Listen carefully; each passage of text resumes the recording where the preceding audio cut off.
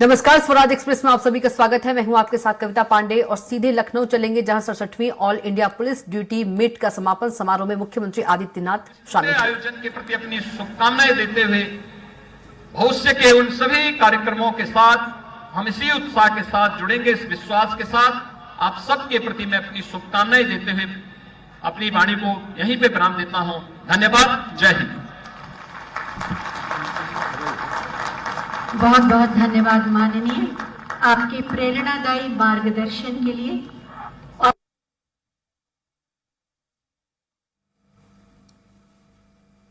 तो all India police duty meet का समापन समारोह, मुख्यमंत्री योगी आदित्यनाथ शामिल हुए।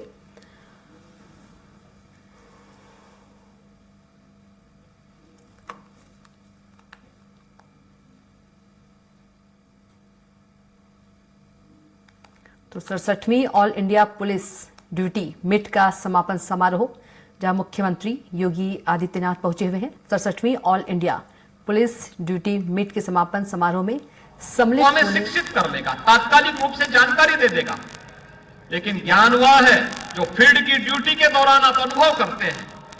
अपराध की बदलती हुई प्रकृति, अपराध के वर्तमान स्वरूप के अनुरूप किस प्रकार की हमें रणनीति तय करनी है, ये देश काल और परिस्थितियों पर भी निर्भर करता है। लेकिन अपराध घटित हुआ है, अपराध उत्तर प्रदेश में हो या तमिलनाडु में, बंगाल में हो या महाराष्ट्र में, किसी भी क्षेत्र में अगर होता है, उस अपराध को जानने, अपराध की प्रकृति के बारे में फिर रणनीति तैयार जब हम लोग करते हैं तो उसके परिणाम भी हम सबके सामने आते हैं।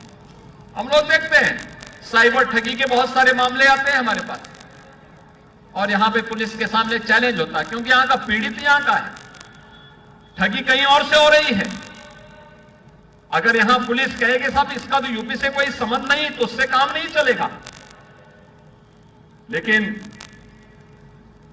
एक चैलेंज है, उस चैलेंज का सामना अवेयरनेस से भी हो सकता है, परस्पर समन्वय से भी हो सकता है, और इस प्रकार के तत्वों के साथ फिर जीरो टॉलरेंस की नीति के साथ जब पूरे अखिल भारतीय स्तर पर पुलिस एक साथ मिलकर के परस्पर समन्वय के माध्यम से इन कार्यक्रमों को आगे बढ़ाती है, तो उसके परिणाम भी सामने आते हैं। अपराधी के मन में एक भय पैदा होता है, और उन स्थितियों के लिए हम सबको अपने आप को तैयार करना होगा। दूसरा, अपनी बेस्ट प्रैक्टिसेस को हम जनता के सामने जब रखते हैं, पब्लिक के सामने रखते हैं, एक दूसरे के साथ शेयर करते हैं, तो बहुत कुछ जानने सीखने का अवसर प्राप्त होता है। इस प्रकार की प्रतियोगिता और प्रतिस्पर्धाओं के माध्यम से बहुत सारी चीजों को यहां पर हमें देखने और सीखने का अवसर प्राप्त होता है। मुझे प्रसन्नता है, उत्तर प्रदेश में इस प्रकार की अनेक प्रतियोगिताओं का आयोजन हो चुका है, और ऐसे तमाम समिट उत्तर प्रदेश में पूर्व में हो चुके हैं। जुलाई 19 में 62वीं Akhil Bharatiya police duty meet का आयोजन उत्तर प्रदेश के पुलिस को करने का अवसर प्राप्त हुआ था, और नवंबर 21 में अखिल भारतीय पुलिस महानिरीक्षक सम्मेलन भी प्रदेश की राजधानी लखनऊ में हुआ था, जिसमें आदरणीय प्रधानमंत्री जी और माननीय गृह मंत्री जी ने प्रतिभाग किया था। सशस्त्र सीमा बल द्वारा मार्च 23 में Akhil Bharatiya police athletics cluster championship का आयोजन भी यही लखनऊ में आयोजित हुआ था। स्वाभाविक रूप से ये तमाम प्रकार के आयोजन उत्तर प्रदेश में पूर्व में हुए हैं, और इन कार्यक्रमों के माध्यम से जब आदरणीय प्रधानमंत्री जी आज देश के अंदर वर्तमान की चुनौतियों को ध्यान में रख करके और भविष्य की आवश्यकता को ध्यान में रख करके जब स्मार्ट पुलिसिंग की बात करते हैं, तो स्मार्ट पुलिसिंग के लिए उन्होंने कुछ सूत्र जरूर बनाए कि स्ट्रिक्ट एंड सेंसिटिव पुलिस हमें चाहिए।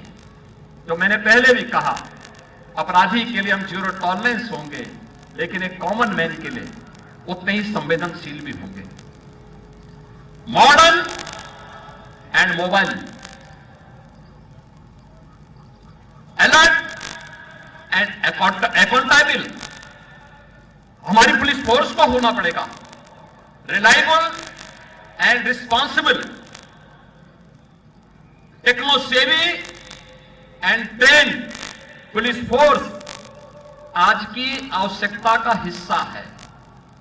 और यह न केवल सिविल पुलिस को बल्कि केंद्रीय बलों को भी जब इस व्यवस्था के साथ जुड़ पाएंगे तो वर्तमान की चुनौतियों का सामना सफलतापूर्वक करने में हमें सफलता प्राप्त होगी। मुझे प्रसन्नता है कि 67वें Akhil Bharatiya police duty meet ने अपने इस पूरे आयोजन के दौरान इन सभी मुद्दों पर परस्पर अपने अनुभवों का लाभ एक दूसरे को प्रदान किया। इसमें बहुत सारी जानकारियां ली गई, अलग अलग क्षेत्रों के बेस्ट प्रैक्टिसेस सामने आए और एक दूसरे को जानने सीखने का अवसर भी प्राप्त हुआ। और साथ ही साथ यहां पर हुई प्रतियोगिता भी आपस में बहुत सारी चीजों को एक दूसरे के साथ शेयर करने में मदद की। प्रतिभागियों ने जिन्होंने यहां पे पुरस्कार प्राप्त किया है उन सबको मैं बधाई देता हूं।